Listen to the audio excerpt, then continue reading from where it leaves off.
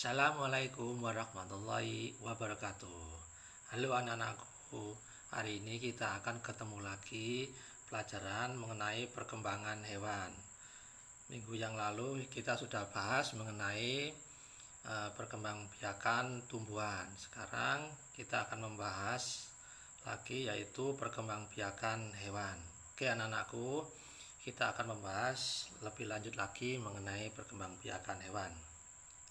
Perkembangbiakan hewan ini itu dibedakan menjadi dua, yaitu perkembangbiakan secara generatif dan perkembangbiakan secara vegetatif. Nah, kedua perkembangbiakan ini bedanya apa?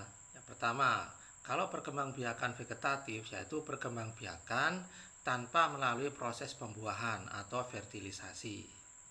Sedangkan yang kedua, perkembangbiakan generatif yaitu perkembangbiakan melalui proses pembuahan atau melalui proses fertilisasi, yaitu ketemunya ovum dan sperma.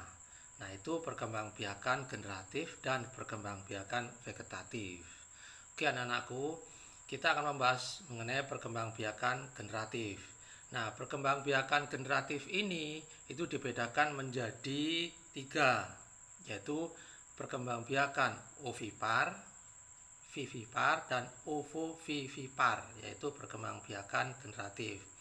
Sedangkan perkembangbiakan vegetatif itu dibedakan menjadi perkembangbiakan secara membelah diri, kemudian perkembangbiakan secara fragmentasi, kemudian perkembangbiakan dengan menggunakan tunas.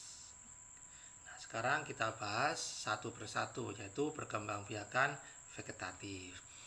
Oke, perkembangbiakan yang vegetatif yaitu perkembangbiakan yang pertama yaitu perkembangbiakan secara membelah diri, yaitu contohnya pada amuba. Nah, itu di atas contohnya perkembangbiakan secara membelah diri. Itu dialami oleh hewan yang bersel satu, contohnya yaitu amuba. Jadi proses pembelahan diri ini yaitu proses tubuhnya dari amuba ini, ya, sel dari amuba ini itu membelah diri, kemudian nanti membentuk menjadi dua individu baru, akhirnya menjadi suatu individu baru dan berkembang biak sendiri nanti, yaitu perkembangbiakan secara membelah diri. Kemudian yang kedua yaitu perkembangbiakan secara fragmentasi yang dialami oleh hewan planaria. Hewan planaria ini tuh hewan golongan cacing, biasanya disebut cacing pipih, itu hidup di dalam air. Nah, keunikan dari hewan planaria ini yang berkembangbiakan secara fragmentasi, jadi tubuhnya ini itu bisa, katakanlah contohnya dipotong di kepalanya, itu nanti akan tumbuh kepala, dipotong ekornya itu akan nanti tumbuh ekornya. Nah, sekarang bagaimana kalau dipotong dua-duanya, yaitu kepala dipotong dan ekornya dipotong? Nah, itu sama juga, dia akan membentuk membentuk suatu bagian tubuh itu sendiri, yaitu membentuk kepala dan membentuk ekor. Nah, itu keunikan dari hewan planaria, yaitu perkembangbiakan secara fragmentasi.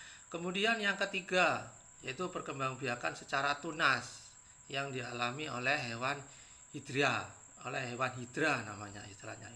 Dia hidup di dalam air. Nah, keunikan hewan ini ya sama juga dengan hewan planaria tadi, tapi beda dengan dia membentuk suatu tunas. Jadi bagian tubuhnya ini itu membentuk suatu tunas di bagian tubuh, membentuk tunas kecil. Nah, tunas kecil ini itu persis seperti induknya, tapi tubuhnya masih kecil. Nah, pada saat pembentukan tunas ini setelah agak menjadi dewasa, nah tunas ini akan lepas dari tubuh induknya, kemudian lepas menempel di bagian dasar dan tumbuh seperti induknya menjadi besar. Nah, itu perkembangbiakan secara tunas.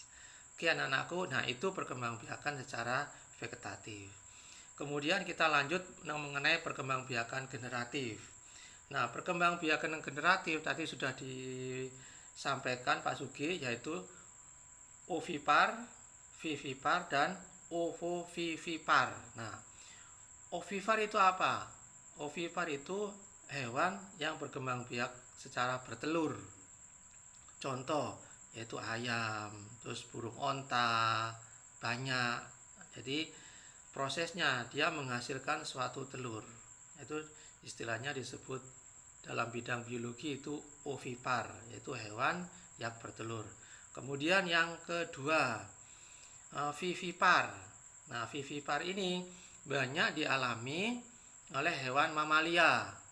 Apa vivipar itu? Vivipar yaitu hewan yang berkembang biak dengan beranak. Itu melahirkan istilahnya. Jadi misalnya ada golongan sapi, golongan kuda, onta, kambing, dan lain sebagainya. Nah, itu hewan yang berkembang biak dengan vivipar, yaitu istilahnya beranak. Kemudian yang ketiga, yang terakhir, yaitu ovovivipar, yaitu hewan ini berkembang biak dengan bertelur dan beranak. Contohnya apa? Ada hewan platypus, ada hewan ular, ada kadal, dan lain sebagainya. Bisa kalian contoh di atas, lihat sendiri gambarnya di situ ada. Nah, itu semua golongan itu dimasukkan dalam golongan hewan ovovivipar, yaitu hewan ini berkembang biak dengan bertelur dan beranak. Nah, perkembangbiakan hewan ini memang sangat unik sekali kalau kita lihat. Ya, jadi bisa kalian lihat tadi dari awal sampai akhir perkembangbiakan hewan ini bagaimana keunikannya. Oke anak-anakku, sampai di sini mengenai perkembangbiakan hewan. Materi ini akan kita lanjutkan menuju ke ulangan harian. Karena apa? Kemarin sudah kita bahas mengenai perkembangbiakan tumbuhan, dan terakhir yaitu perkembangbiakan hewan. Oke anak-anakku, sampai di sini perjumpaan kita. Assalamualaikum warahmatullahi wabarakatuh.